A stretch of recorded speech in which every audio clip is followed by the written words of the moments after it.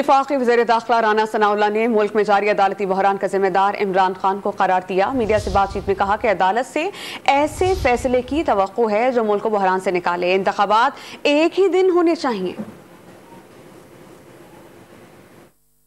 عدالتی بحران جو ہے اس کی بنیاد بھی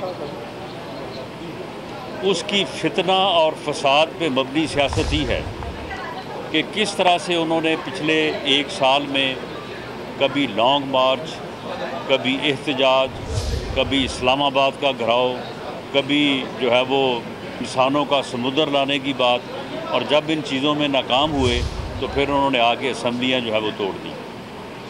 ہمارا یہ موقف جو ہے یہ اس وقت پوری قوم کی آواز ہے، بارز کی آواز ہے کہ اس معاملے کا فیصلہ جو ہے وہ فل کورٹ کے ذریعے سے کیا جائے، اور الیکشن جو ہے وہ ملک میں ایک وقت میں ہونے چاہیے۔